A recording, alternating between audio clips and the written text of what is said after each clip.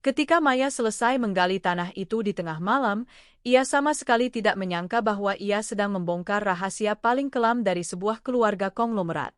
Apa yang tampak sebagai akhir tragis dari kehidupan Reza kecil yang baru berusia 6 tahun ternyata hanyalah permulaan dari sesuatu yang jauh lebih sinister. Namun apa yang ditemukan oleh sang pembantu tentang ibu tiri majikannya setelah malam itu akan mengubah segalanya untuk selamanya.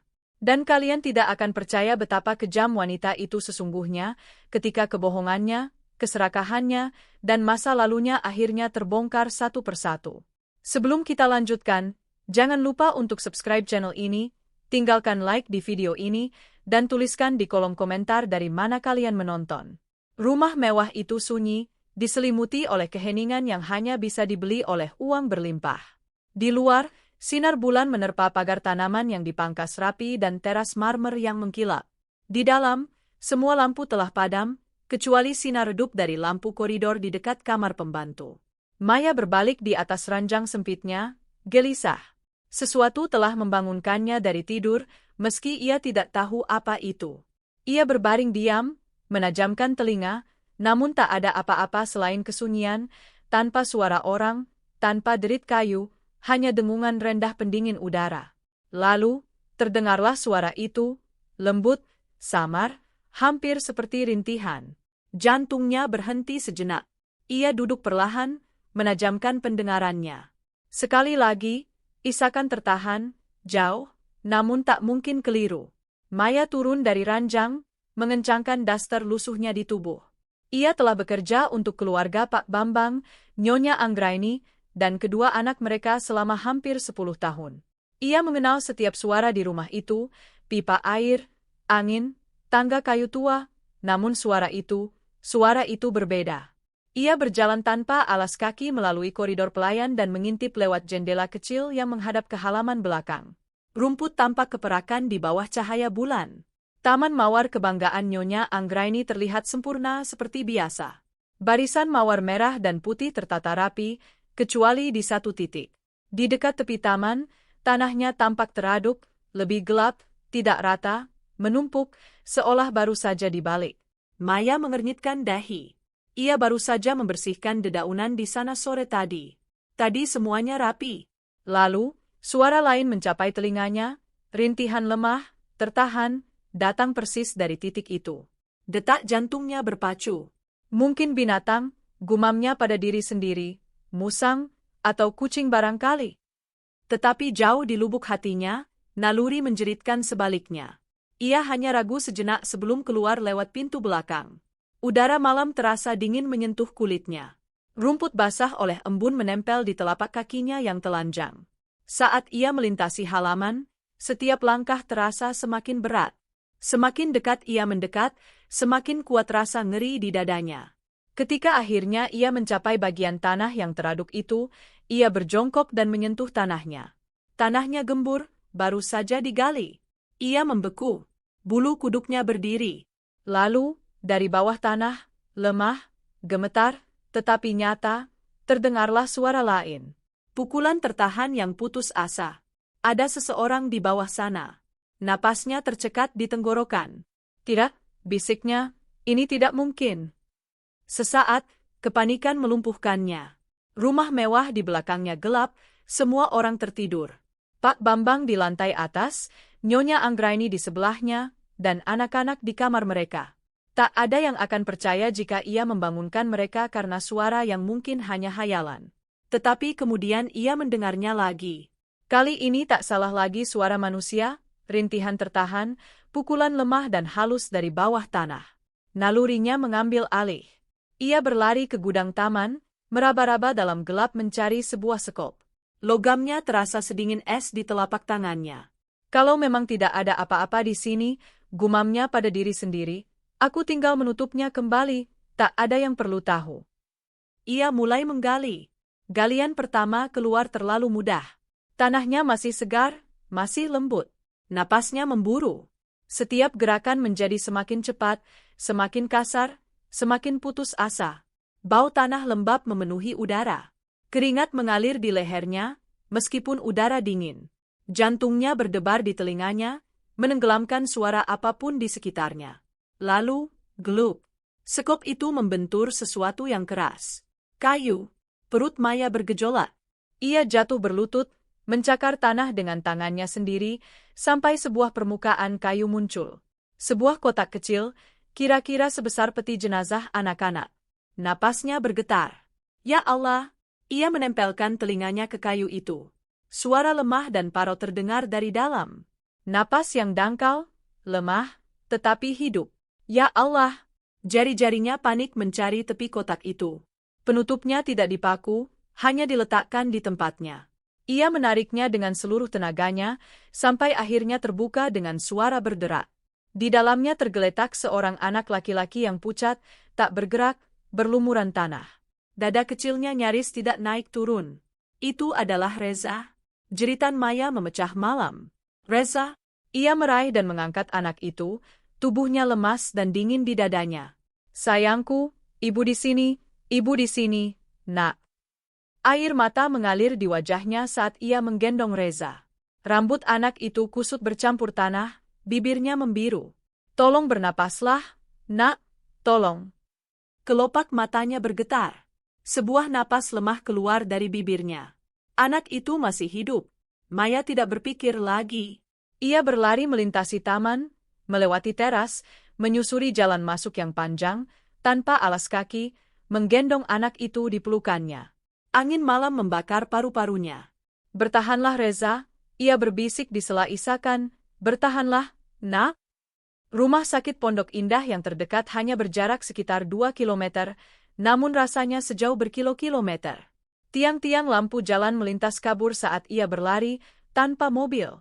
Tanpa orang, hanya dirinya dan beban anak yang sekarat di pelukannya. Ketika ia menerobos masuk lewat pintu unit gawat darurat, ia gemetar karena kelelahan. Tolong, jeritnya, ini Reza, putra Pak Bambang, dia masih hidup, ada yang menguburnya. Tolong dia. Para dokter berlari ke depan, mengambil anak itu dari pelukannya. Para perawat berteriak memberi perintah. Udara dipenuhi kekacauan dan bunyi mesin yang berdetak. Maya terhuyung mundur menyandar ke dinding, dasternya berlumur tanah, tangannya gemetar, pikirannya berputar. Ia tidak tahu sudah berapa lama ia berdiri di sana sebelum akhirnya seseorang berbicara. Dia masih bernapas, kata salah seorang dokter, lemah, tetapi masih bernapas. Maya memejamkan mata dan menangis. Kelegaan dan kengerian bertabrakan di dadanya. Siapapun yang telah menguburkan anak itu menginginkannya mati perlahan, tercekik dalam kegelapan. Seseorang di rumah itu telah melakukannya. Menjelang fajar, kabar tentang penyelamatan Reza telah sampai ke kediaman keluarga Pak Bambang. Ketenangan steril rumah sakit terpecah ketika Pak Bambang tiba. Kemejanya setengah terkancing, dasinya tergantung longgar. Ia tampak seperti pria yang sudah bertahun-tahun tidak tidur. Maya, teriaknya saat melihat Maya duduk di ruang tunggu dengan daster berlumuran lumpur. Ia berlari ke arahnya, matanya panik. Di mana anakku? Apa yang terjadi? Maya berdiri lemah dan gemetar. Dia masih hidup, Pak. Saya menemukannya di taman. Bagaimana mungkin di taman? Suaranya tercekat. Bagaimana ini bisa terjadi? Saya mendengar sesuatu di tengah malam, katanya dengan tenggorokan kering, suara dari bawah taman mawar, ketika saya menggali, saya menemukan sebuah kotak, dan dia ada di dalamnya. Pak Bambang menatapnya tanpa berkedip, mencoba memahami yang mustahil. Sebelum ia sempat menjawab, Nyonya Anggraini masuk, sempurna seperti biasa. Bahkan di pagi buta, rambutnya tertata rapi, wajahnya pucat tetapi tenang. Ia memegang selendang bermereknya seolah itu adalah baju zirah. Di mana anakku? Tuntutnya, nadanya tajam tetapi terkendali. Dia sedang ditangani sekarang. Seorang perawat menyela, tolong tunggu di sini, kondisinya stabil tetapi sangat lemah. Nyonya Anggraini mengangguk kaku, lalu berbalik ke arah Maya. Kamu, katanya, kamu menggalinya keluar di tengah malam. Maya ragu sejenak. Iya, Bu. Saya mendengar suara, saya tidak berpikir panjang, saya hanya... Kamu tidak berpikir panjang? Mata Nyonya Anggraini menyipit. Dan alih-alih membangunkan kami, kamu malah keluar dan mulai menggali halaman kami sendirian. Pak Bambang segera menyela. Anggraini, Dia menyelamatkan anak kita. Atau menguburkannya? Nyonya Anggraini berkata pelan, suaranya begitu tenang sampai membekukan udara. Maya tersentak seolah baru saja ditampar. Saya tidak akan pernah. Tetapi Nyonya Anggraini sudah berbalik, berpura-pura berduka, tangannya ditekan secara teatrikal ke mulutnya. Saya tidak bisa percaya, anakku di bawah tanah. Dalam beberapa jam kemudian, Komisaris Hidayat dari kepolisian tiba. Seorang penyidik berpengalaman dengan mata yang ramah namun bisa mengeras dalam sekejap. Ia menemukan Maya di kantin rumah sakit, sedang minum air dengan tangan gemetar. Saudari Maya, benar? Maya mengangguk. Saya perlu mendengar semuanya dari awal. Maya menceritakan setiap detail, suara itu, penggalian, penemuan, rumah sakit. Komisaris Hidayat mencatat dalam diam, tetapi ketika Maya selesai, ia tampak kurang yakin. Jadi kamu mengatakan, kamu hanya mendengar suara dari bawah tanah di tengah malam, lalu memutuskan untuk menggali. Itu bukan kebetulan, Pak, kata Maya pelan, saya benar-benar mendengar suaranya. Komisaris Hidayat mengetukkan pulpennya pada catatannya. Kamu tinggal sendirian di properti itu. Saya punya kamar kecil di dekat dapur, Pak. Dan kamu tidak membangunkan siapapun, orang tuanya, satpam. Tidak ada waktu, Pak, katanya dengan suara tercekat. Kalau saya menunggu, anak itu pasti sudah meninggal. Komisaris Hidayat mengangguk perlahan, tetapi matanya menelitinya, setiap getaran, setiap sentakan. Ketika Pak Bambang dan Nyonya Anggraini kembali dari kamar Reza, sang komisaris sudah berbicara dengan sisa pelayan rumah. Cerita yang menyebar di koridor rumah sakit kini tidak lagi sederhana. Beberapa mengatakan Maya sudah bertingkah aneh selama beberapa hari. Yang lain mengatakan ia berkeliaran di rumah pada malam hari. Nyonya Anggraini, tentu saja, menambahkan racunnya sendiri secara halus.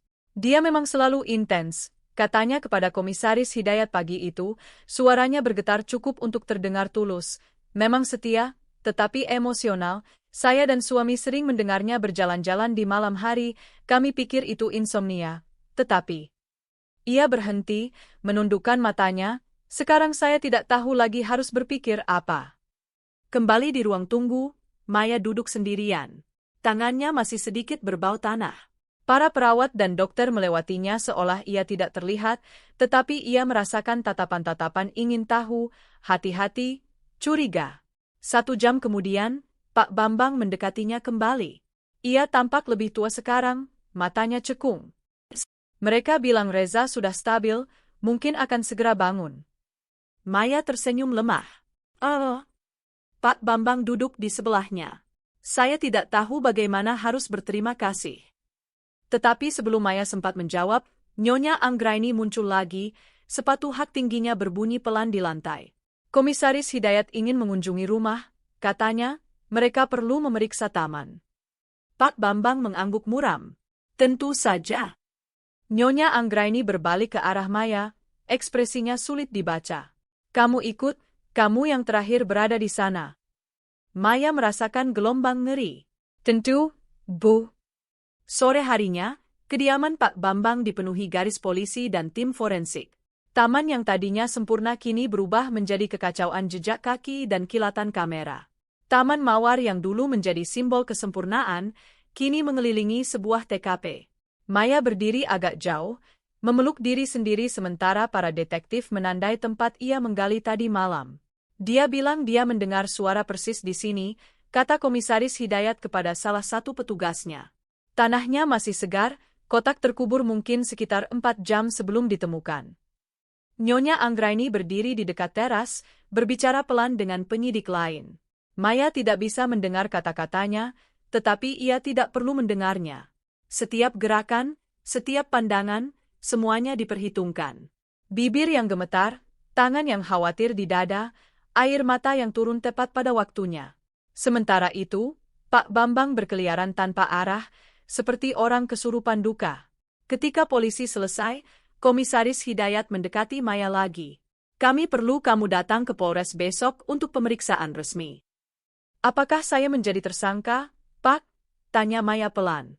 Untuk saat ini, katanya sambil sedikit mengangkat bahu, semua orang adalah tersangka. Jadi kamu mengatakan kepada saya bahwa kamu hanya mendengar suara dari bawah tanah di tengah malam, lalu memutuskan untuk menggali begitu saja. Itu bukan keberuntungan, Pak, kata Maya pelan, saya benar-benar mendengarnya. Komisaris Hidayat mengetukkan pulpennya pada catatan. Kamu tinggal sendirian di kediaman itu. Saya punya kamar kecil di dekat dapur, Pak. Dan kamu tidak membangunkan siapapun? Orang tua anak itu, satpam. Tidak ada waktu, Pak, katanya dengan suara tercekat, kalau saya menunggu, anak itu pasti sudah meninggal. Komisaris Hidayat mengangguk perlahan, namun matanya terus mempelajarinya, setiap getaran, setiap sentakan kecil. Ketika Pak Bambang dan Nyonya Anggraini kembali dari kamar Reza, sang komisaris sudah selesai berbicara dengan para pelayan rumah lainnya. Cerita yang menyebar di sepanjang koridor rumah sakit kini bukan lagi cerita yang sederhana. Ada yang mengatakan Maya sudah bertingkah aneh selama beberapa hari belakangan. Yang lain mengatakan ia berkeliaran di rumah pada malam hari. Nyonya Anggraini, tentu saja, menambahkan racunnya sendiri secara halus. Dia memang selalu intens, katanya kepada Komisaris Hidayat pagi itu, suaranya bergetar cukup untuk terdengar tulus. Memang setia, ya, namun emosional. Saya dan suami sering mendengarnya berjalan-jalan di malam hari, kami pikir itu hanya insomnia, tetapi... Ia berhenti sejenak, menundukkan matanya, sekarang saya tidak tahu lagi harus berpikir apa. Kembali di ruang tunggu, Maya duduk sendirian. Tangannya masih sedikit berbau tanah. Para perawat dan dokter melewatinya seolah ia tidak ada, namun ia bisa merasakan tatapan-tatapan yang ingin tahu, hati-hati, penuh curiga. 1 jam kemudian, Pak Bambang mendekatinya kembali. Ia tampak lebih tua sekarang, matanya cekung. Mereka bilang Reza sudah stabil, mungkin ia akan segera siuman. Maya tersenyum tipis. Pak Bambang duduk di sebelahnya. Saya tidak tahu bagaimana harus berterima kasih kepadamu. Namun sebelum Maya sempat menjawab, Nyonya Anggraini muncul kembali, sepatu hak tingginya berdetak halus di lantai. Komisaris Hidayat ingin mendatangi rumah kita, katanya, mereka harus memeriksa taman. Pak Bambang mengangguk muram. Tentu saja. Nyonya Anggraini berbalik ke arah Maya, ekspresinya tak terbaca. Kamu ikut, kamu yang terakhir berada di sana. Maya merasakan gelombang ketakutan menjalar di dadanya. Tentu, Bu. Sore itu, kediaman Pak Bambang dipenuhi garis polisi dan tim forensik. Taman yang dulu sempurna kini menjadi kekacauan jejak-jejak kaki dan kilatan kamera. Taman Mawar yang dulu menjadi simbol kesempurnaan, kini mengelilingi sebuah TKP. Maya berdiri agak jauh, memeluk tubuhnya sendiri sementara para detektif menandai tempat ia menggali tadi malam. Dia bilang ia mendengar suara persis di sini, kata Komisaris Hidayat kepada salah satu anggotanya, tanahnya masih segar, kotak ini terkubur mungkin sekitar 4 jam sebelum ditemukan. Nyonya Anggraini berdiri di dekat teras, berbicara pelan dengan penyidik lain. Maya tidak bisa mendengar kata-katanya, namun ia tidak perlu mendengarnya. Setiap gerakan, setiap pandangan, semuanya diperhitungkan. Bibir yang gemetar, tangan yang khawatir di dada, air mata yang menetes tepat pada waktunya. Sementara itu, Pak Bambang berjalan tanpa arah, tampak terguncang. Ketika polisi selesai, Komisaris Hidayat mendekati Maya lagi. Kami perlu kamu datang ke Polres Jakarta Selatan besok untuk pemeriksaan resmi. Apakah saya menjadi tersangka, Pak? Tanya Maya pelan. Untuk saat ini, katanya sambil sedikit mengangkat bahu, semua orang adalah tersangka. Malam itu, rumah mewah itu terasa berbeda, lebih sunyi, lebih dingin. Maya mencoba tidur, namun setiap derit lantai membuatnya terhentak. Sekitar pukul 2 dini hari, ia menyerah dan duduk di samping jendela kecil kamarnya. Dari sana ia bisa melihat Taman Mawar, atau apa yang tersisa darinya, di bawah cahaya lampu keamanan yang redup. Ia memikirkan tubuh kecil Reza yang dingin dan kaku di pelukannya, napasnya yang dangkal, dan goresan-goresan lemah yang ia lihat di bagian dalam tutup kotak itu. Bekas jari-jari kecil yang berjuang untuk bertahan hidup. Sebuah ketukan memecah keheningan. Ia berbalik terkejut. Nyonya Anggraini berdiri di depan pintu, mengenakan daster sutra, rambutnya tergerai. Ia tampak seperti wanita yang dipahat dari kaca, rapuh namun berbahaya bila disentuh. Tidak bisa tidur, tanyanya lembut. Tidak, Bu. Nyonya Anggraini masuk, parfumnya memenuhi ruangan kecil itu. Saya juga tidak bisa. Ia duduk di tepi ranjang Maya, tersenyum tipis. Aneh sekali, bukan? Bagaimana hal seperti ini bisa terjadi tepat di bawah hidung kita? Iya, Bu. Kamu pasti sangat lelah. Saya baik-baik saja. Nyonya Anggraini memiringkan kepala. Tahu tidak, saya jadi memikirkan betapa beruntungnya kamu bisa mendengarnya, bisa menemukannya, hampir tidak masuk akal. Perut Maya bergejolak. Itu hanya naluri, Bu. Nyonya Anggraini mencondongkan tubuhnya lebih dekat, suaranya menurun menjadi bisikan. Hati-hati dengan naluri yang kamu klaim itu, Maya. Kadang-kadang naluri seperti itulah yang membuat orang terlihat bersalah. Lalu ia tersenyum, perlahan dan dengan sengaja, kemudian bangkit dan pergi. Maya terpaku di tempatnya, gema kata-kata itu merayap di sepanjang tulang punggungnya. Di luar, angin berhembus di atas tanah yang baru dibalik, berbisik seperti sebuah rahasia terkubur yang menolak untuk diam. Pagi berikutnya, awan kelabu menggulung di atas kediaman Pak Bambang seperti asap. Dunia tampak kehilangan warnanya, dan di dalam rumah, beban yang sama menggantung di setiap koridor. Maya bergerak diam-diam di dapur, melipat handuk, berpura-pura tidak menyadari bagaimana yang lain menghindari pandangannya. Bu Tinem, sang juru masak, yang biasanya hangat dan banyak bicara, menjaga suaranya tetap rendah saat mengiris sayuran. Bahkan Pak Joko, sopir yang sudah mengenal Maya bertahun-tahun, tidak mengucapkan selamat pagi. Ketika Maya akhirnya berbicara, suaranya terdengar terlalu keras dalam keheningan itu. Apakah ada yang menjenguk Reza hari ini? Bu Tinem ragu. Nyonya Anggraini sudah pergi pagi tadi, beliau bilang dokter mungkin akan membiarkan Reza siuman sebentar lagi. Maya mengangguk. Dan Pak Bambang? Beliau sedang sibuk. Nada Bu Tinem melembut. Maya, mungkin sebaiknya kamu diam saja beberapa hari ini, biarkan keadaan tenang dulu. Tenang, bisik Maya. Mereka pikir saya pelakunya. Bu Tinem menundukkan matanya, rasa bersalah berkelebat di wajahnya. Orang-orang banyak bicara, Maya, Nyonya Anggraini, beliau telah mengatakan banyak hal. Hal apa? Sebelum Bu Tinem sempat menjawab, pintu dapur terbuka. Nyonya Anggraini masuk dengan wajah bersinar seperti biasa, memegang cangkir kopinya dengan kedua tangan. Maya, katanya dengan nada manis, Komisaris Hidayat baru saja menelepon, beliau akan datang lagi sore ini, saya bilang kamu akan ada di sini. Iya, Bu. Nyonya Anggraini tersenyum tipis. Oh, dan tolong jangan ganggu Sasi, dia sudah cukup banyak mengalami hal-hal sulit. Perut Maya mengerut. Bagaimana keadaan Sasi, Bu? Rapuh, kata Nyonya Anggraini sambil menyibak partikel debu hayalan dari lengannya. Anak-anak bisa sangat mudah terpengaruh, kita tidak perlu membuatnya bingung dengan pertanyaan-pertanyaan lagi. Cara ia mengucapkan itu mengirim hawa dingin langsung ke tulang punggung Maya. Setelah Nyonya Anggraini pergi, Bu Tinem menghembuskan napas dengan gemetar. Kamu harus berhati-hati, Maya, wanita itu bukan seperti yang terlihat. Maya tidak perlu diyakinkan. Sore itu, Komisaris Hidayat kembali. Pertanyaan-pertanyaannya kali ini lebih tajam. Kamu sering berjalan-jalan di rumah pada malam hari? Kadang-kadang, Pak, Maya mengaku, kalau tidak bisa tidur. Pernahkah ada yang melihatmu di taman sebelum ini? Belum pernah, Pak. Tetapi kamu tahu persis di mana harus menggali. Tangan Maya mengepal di pangkuannya. Karena memang dari sanalah suara itu berasal, Pak.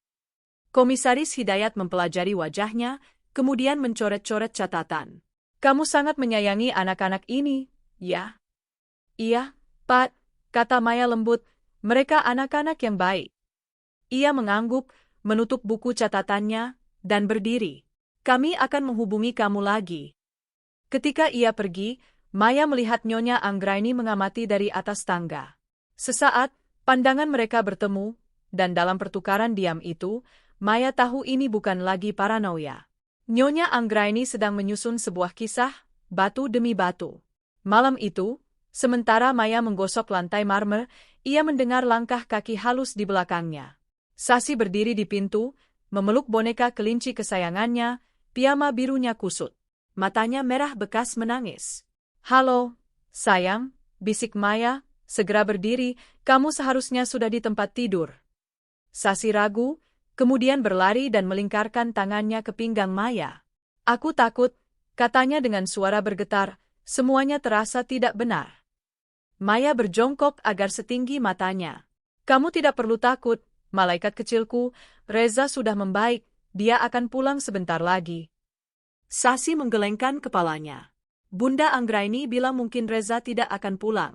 Beliau bilang Allah menghukum anak-anak yang berbohong. Perut Maya anjlok. Beliau bilang begitu. Sasi mengangguk, jari-jari kecilnya semakin erat memegang. Beliau bilang ini semua salahku, karena aku sempat membentak Reza sebelum tidur, aku bilang aku tidak mau lagi bermain dengannya. Aku bilang aku tidak mau bermain lagi. Maya memegang wajah Sasi dengan lembut di kedua tangannya. Itu tidak benar, sayang, tidak ada satupun yang merupakan kesalahanmu. Kamu dengar Bunda? Air mata mengalir di pipi gadis kecil itu. Tapi Bunda Anggraini bilang ibu sedih di sisi Allah karena aku. Kata-kata itu menghujam Maya seperti tikaman pisau. Itu bukan penghiburan, itu adalah kekejaman. Sasi, kata Maya lembut, dengarkan, Bunda Anggraini seharusnya tidak boleh mengatakan hal-hal seperti itu, ibumu mencintaimu lebih dari segalanya, kamu tidak melakukan kesalahan apapun. Gadis kecil itu mendongak dengan mata yang melebar. Bunda Maya percaya sama aku. Tentu saja, sayang. Lalu kenapa Bunda Anggraini membenci Bunda Maya? Maya terpaku. Apa? Beliau bilang Bunda Maya berbahaya, beliau bilang Bunda Maya pura-pura baik, padahal di dalamnya jahat. Untuk waktu yang lama, Maya tidak bisa berkata apa-apa, ia hanya memeluk Sasi erat-erat. Sayang, akhirnya katanya, kadang-kadang orang berbohong karena mereka takut, tapi kamu tahu siapa Bunda Maya sebenarnya, kamu tahu Bunda tidak akan pernah menyakiti kamu atau kakakmu, kan? Sasi mengangguk perlahan, namun matanya tetap tampak ragu, bingung dengan pertarungan antara kepercayaan dan manipulasi. Larut malam itu, setelah Sasi tertidur di tempat tidurnya, Maya berdiri terdiam di pintu kamar gadis kecil itu. Ia memandangi dada anak itu naik turun, jejak halus kelelahan di bawah matanya, dan cara ia memeluk boneka kelinci seperti sebuah perisai. Lalu ia mendengar suara lain, suara Nyonya Anggraini datang dari koridor di luar. Iya, Pak Komisaris, saya mengerti, kata Nyonya Anggraini pelan di telepon, saya akan kirimkan foto-fotonya besok pagi, tentu saja, saya akan bekerja sama sepenuhnya. Ada jeda, lalu hampir berbisik. Dia tidak stabil, Pak. Sudah saya katakan dia berkeliaran di rumah pada malam hari, saya khawatir dengan keselamatan keluarga saya. Maya mundur ke dalam bayangan, jantungnya berpacu kencang. Foto-foto. Nyonya Anggraini mengatakan foto-foto. Keesokan harinya, ketegangan di rumah itu mengental seperti kabut. Pak Bambang hampir tidak berbicara saat sarapan. Nyonya Anggraini memainkan peran istri yang berduka dengan sempurna, suara lembut, mata tertunduk, tangan halus di bahu suaminya. Maya berdiri di samping meja dapur sambil menuangkan kopi, merasakan tatapan semua orang menusuknya. Nyonya Anggraini akhirnya berbalik ke arahnya, tersenyum tipis. Oh, Maya, Komisaris Hidayat akan mampir lagi nanti. Beliau bilang ada yang ingin diperjelas tentang waktu kejadian. Kamu masih ingat persis jam berapa kamu di luar tadi malam, kan? Iya, Bu. Bagus, kata Nyonya Anggraini, nadanya manis tetapi menyayat. Kita tidak ingin ada kekacauan. Bu Tinem dan Pak Joko saling bertukar pandangan tidak nyaman. Maya berpura-pura sibuk, tetapi jantungnya berdegup kencang. Kalau Nyonya Anggraini punya foto-foto, baik bukti palsu maupun nyata, berarti ia sedang menyusun jebakannya potongan demi potongan. Malam itu, Maya memutuskan ia tidak bisa menunggu lebih lama lagi. Ketika semua orang sudah tidur, ia menaiki tangga berkarpet, bergerak diam-diam menuju kamar utama. Rencananya tidak jelas, hanya ada kebutuhan mendesak untuk mengetahui apa yang Nyonya Anggraini sembunyikan. Pintu kamar utama terbuka sedikit. Di dalamnya, cahaya redup keluar dari lemari pakaian. Nyonya Anggraini tidak ada di tempat tidur. Maya ragu sejenak, lalu masuk ke dalam lemari pakaian. Jantungnya berdegup kencang saat ia membuka laci kecil dekat meja rias. Kertas-kertas, perhiasan, botol-botol parfum, dan kemudian sebuah amplop hitam kecil. Di dalamnya ada foto-foto, puluhan foto. Napas Maya tertahan. Foto-foto itu menunjukkan dirinya di taman memegang sekop, tanah berhamburan, keringat di wajahnya. Seseorang telah mengambil foto-foto itu pada malam ia menggali Reza keluar dari jendela rumah mewah itu. Setiap bingkai foto diatur sedemikian rupa agar membuatnya tampak bersalah. Di belakangnya, sebuah suara memecah keheningan. Tidak bisa tidur lagi, Maya? Nyonya Anggraini berdiri di pintu, dengan tangan disilangkan di dada, senyum tipis melengkungkan bibirnya. Maya terpaku. Tahu tidak, lanjut Nyonya Anggraini sambil mendekat dengan lembut, polisi sangat menyukai bukti, foto-foto ini misalnya, mereka menceritakan sebuah kisah yang begitu tragis, seorang pembantu yang tidak stabil, yang tidak tahan dipinggirkan dari kehidupan anak-anak majikannya. Itu tidak benar, bisik Maya. Mata Nyonya Anggraini berkilat. Kebenaran tidak penting. Sayang, yang penting adalah apa yang dipercaya orang. Maya tidak tidur malam itu. Ia duduk di tepi tempat tidurnya, memegang salah satu foto yang ia curi dari laci Nyonya Anggraini. Gambar itu menunjukkan dirinya di tengah ayunan, sekop di tangan, tanah berhamburan, sebuah bingkai yang sempurna untuk diputarbalikkan menjadi tuduhan. Seseorang telah mengambil foto itu dengan sengaja, seseorang yang tahu apa yang akan terjadi setelahnya. Pagi harinya, rumah itu terasa berbeda, lebih dingin, lebih sunyi, seolah-olah sedang menahan napas. Para pelayan berbisik-bisik saat ia lewat. Bahkan Pak Bambang hampir tidak menatapnya. Hanya Sasi, yang pucat dan pendiam, yang menatap matanya. Tengah hari, Nyonya Anggraini menerima sang komisaris kembali. Ia memainkan perannya dengan sempurna, tangan gemetar, suara bergetar.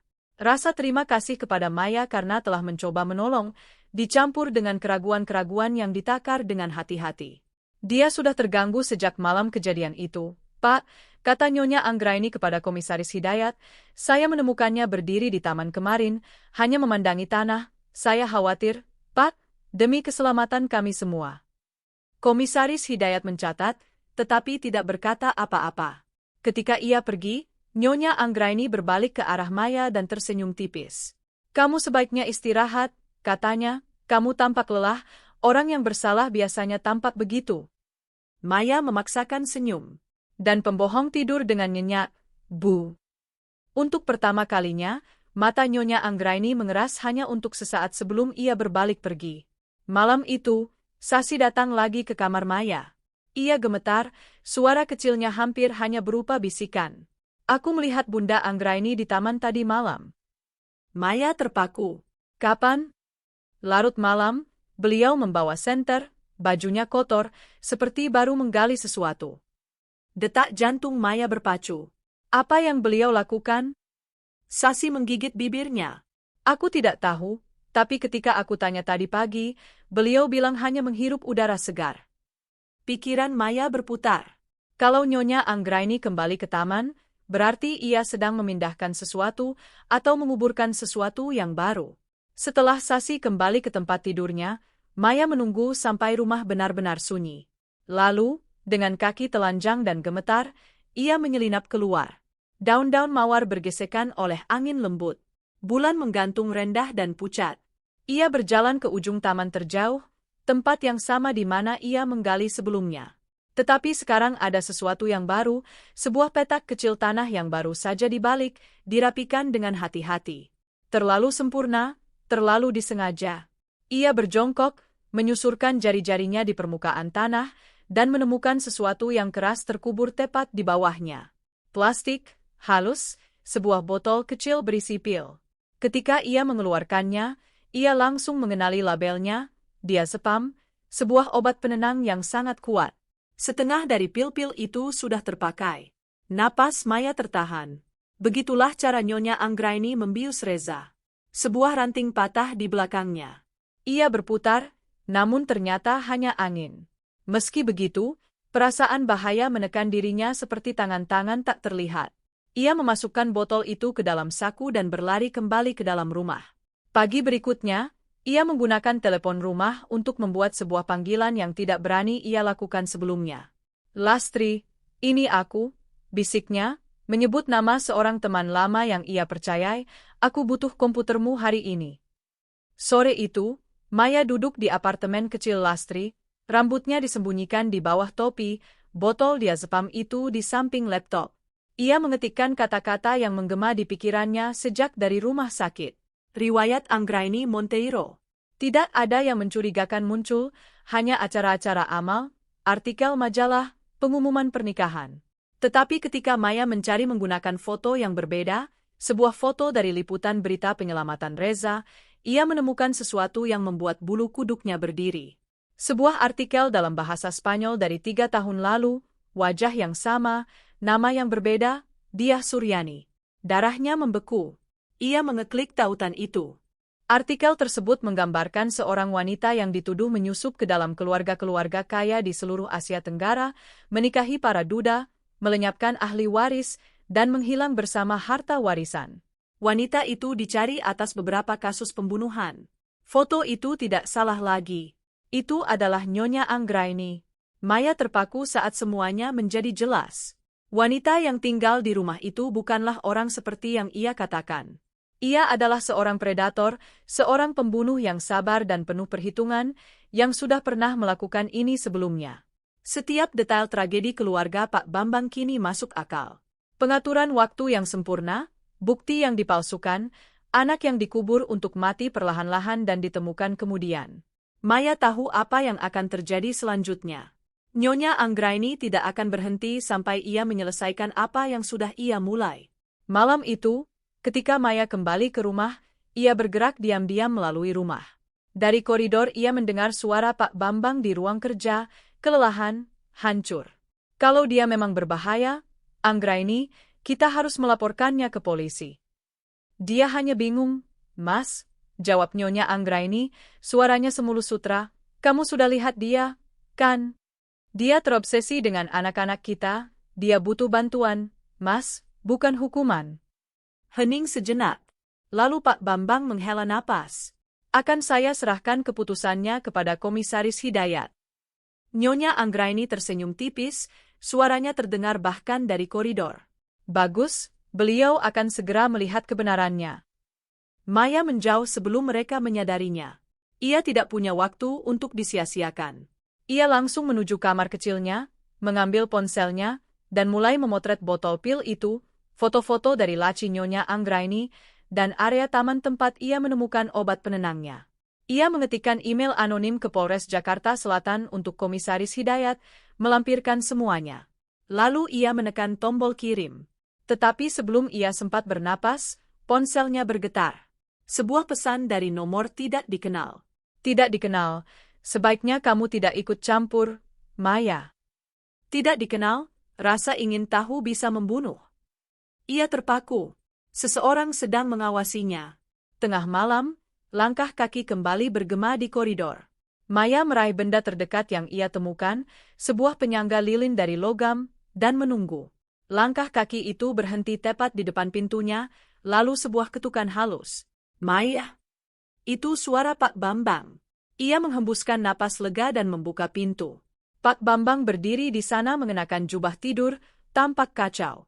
Saya baru saja berbicara dengan Komisaris Hidayat, katanya. Beliau menerima beberapa berkas anonim malam ini, beliau akan datang besok, ada apa sebenarnya?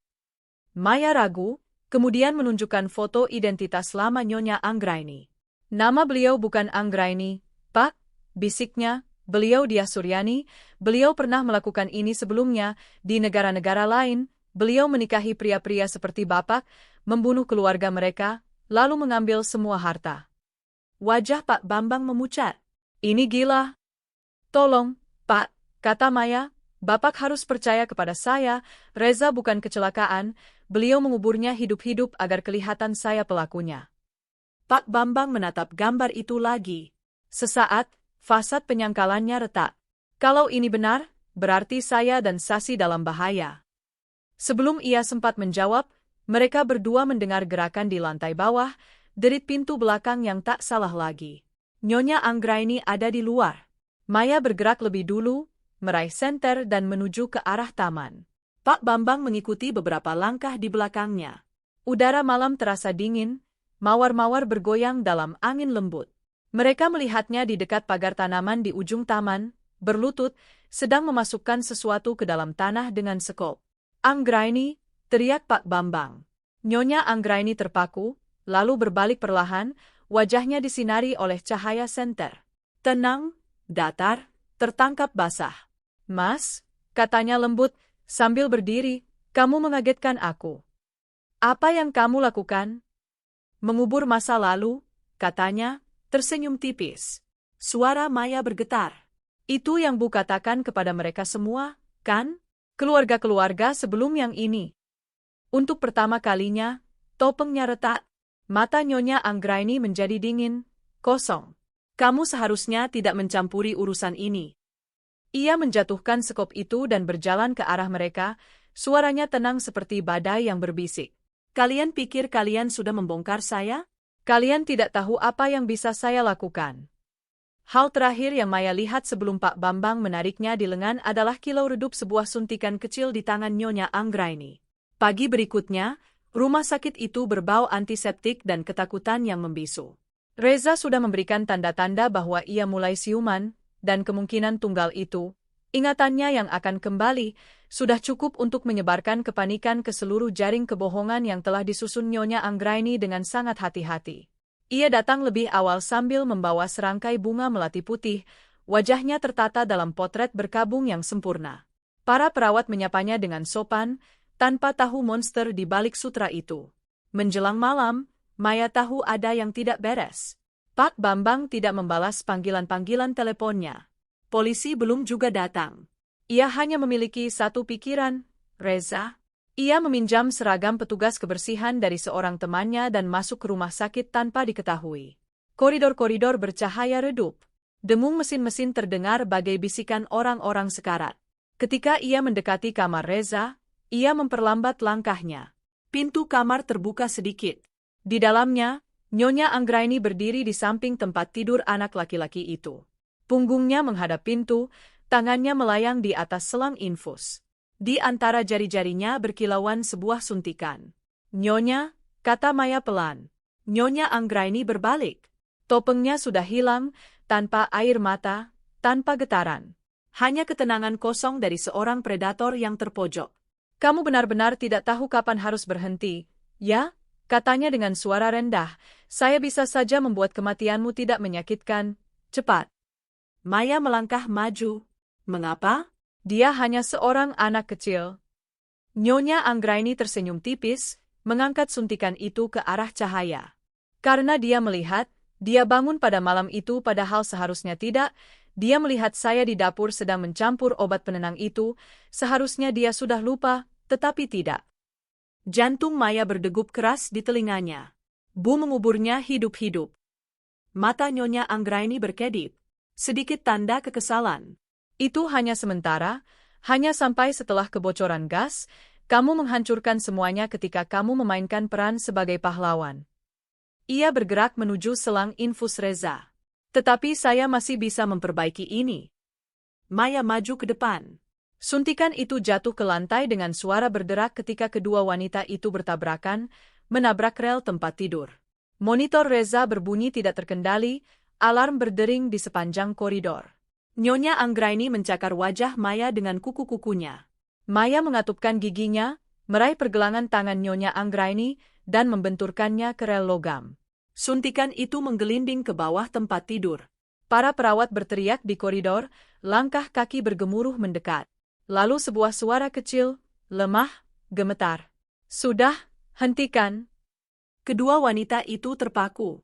Mata Reza terbuka, bibirnya bergetar saat ia berbisik, "Bunda Maya." Maya berbalik ke arahnya, air mata mengalir di wajahnya. "Bunda di sini, sayang, kamu aman sekarang." Reza mengedipkan matanya perlahan. Pandangannya bergeser ke arah Nyonya Anggraini. "Bunda yang memasukkan aku ke dalam kotak itu." Nyonya Anggraini terpaku tak bergerak. Kata-kata itu menggantung di udara seperti sebilah pisau. Para perawat masuk pertama, diikuti oleh seorang petugas keamanan. Nyonya Anggraini mencoba berbicara, tetapi pada saat Reza mengulang, "Bunda yang menguburku," semuanya runtuh. Maya mundur sementara para petugas keamanan memegang Nyonya Anggraini. Ia tidak melawan, tidak menangis, hanya tersenyum, sebuah senyum kecil dan menyeramkan, seolah-olah lega karena semuanya telah berakhir. Ketika Komisaris Hidayat tiba beberapa menit kemudian, Maya menyerahkan ponselnya kepada beliau. Semua buktinya ada di sana, Pak, nama asli beliau, riwayat beliau, semuanya. Komisaris Hidayat mengangguk dengan hikmat. Kami akan memastikan dia tidak akan menyakiti siapapun lagi. Ketika mereka membawa Nyonya Anggraini dalam keadaan diborgol, ia memutar kepalanya sedikit, senyumnya kini digantikan oleh racun. Nikmati akhir bahagiamu, Maya, itu tidak akan bertahan lama. Tetapi untuk pertama kalinya dalam beberapa hari, Maya tidak merasa takut. Berminggu-minggu berlalu. Kediaman keluarga Pak Bambang perlahan kembali hidup. Mawar-mawar yang dulu ternoda oleh kematian, kini mekar kembali. Media menyebut Maya sebagai pembantu yang menyelamatkan nyawa. Reza pulih lebih cepat dari yang siapapun perkirakan. Ia kadang masih terbangun dari mimpi buruk, terengah-engah mencari udara, tetapi setiap kali itu terjadi, Maya selalu ada di sana. Sasi juga sedang menyembuhkan diri, terbebas dari kata-kata beracun Nyonya Anggraini. Ia kini terus-menerus bergelayut pada Maya, seolah takut Maya akan menghilang. Suatu malam, Pak Bambang memanggil Maya ke ruang keluarga. Ia tampak berbeda, lebih tua, lebih rendah hati. Kamu sudah melakukan lebih banyak untuk keluarga ini daripada yang bisa dilakukan siapapun, katanya. Kamu menyelamatkan anak laki-laki saya, anak perempuan saya, kamu menyelamatkan saya dari kebutaan. Ia menyerahkan kepada Maya sebuah amplop, sebuah kontrak baru, promosi, dan sebuah rumah di kompleks kediaman ini yang akan menjadi miliknya secara permanen. Maya tidak melihat ke kertas-kertas itu. Ia menatap Sasi dan Reza, yang sedang duduk di lantai, sedang menyusun puzzle bersama. Saya tidak butuh ini, Pak, katanya pelan, biarkan saja saya tinggal bersama mereka. Pak Bambang tersenyum, matanya berkaca-kaca. Kalau begitu, tinggallah selama yang kamu mau. Beberapa bulan kemudian, persidangan dimulai. Nyonya Anggraini, atau lebih tepatnya Diah Suryani, menghadapi beberapa dakwaan percobaan pembunuhan, penipuan, dan pemalsuan identitas. Pengunjung ruang sidang Pengadilan Negeri Jakarta Selatan ternganga ketika kebenaran tentang masa lalunya terungkap. Suami-suami lain, anak-anak lain, rahasia-rahasia lain yang terkubur. Maya memberikan kesaksian dengan tenang, suaranya mantap, bahkan ketika tangannya gemetar. Reza juga memberikan kesaksian, kecil dan berani di kursi saksi, menggambarkan kegelapan, kotak itu, dan suara Maya yang memanggil namanya menembus tanah. Vonis itu bulat, bersalah, hukuman penjara seumur hidup tanpa kemungkinan pembebasan bersyarat. Ketika semuanya berakhir, Maya keluar menuju cahaya matahari. Pak Bambang berdiri di sebelahnya, memegang tangan kedua anaknya. Sasi menatapnya. Bunda Maya, sekarang kita aman, kan? Maya tersenyum dan menyibak seuntai rambut dari wajah gadis kecil itu. Iya, sayang, akhirnya kita aman. Reza menarik lengan bajunya. Bunda Maya, kita pulang yuk, aku mau menunjukkan taman, kita sudah menanam bunga-bunga baru. Maya mengangguk, air mata memenuhi matanya. Bunda mau sekali, nak? Ketika mereka berjalan ke arah mobil, Maya menoleh ke belakang sekali, bukan ke pengadilan, bukan ke mimpi buruk yang hampir menghancurkan mereka, melainkan ke matahari terbit yang menyembul di antara awan-awan. Setahun yang lalu, ia tak terlihat, hanya seorang pembantu yang membersihkan dunia milik orang lain. Sekarang ia adalah keluarga. Dan di taman tempat seorang anak laki-laki pernah dikubur hidup-hidup, kehidupan telah bertunas kembali.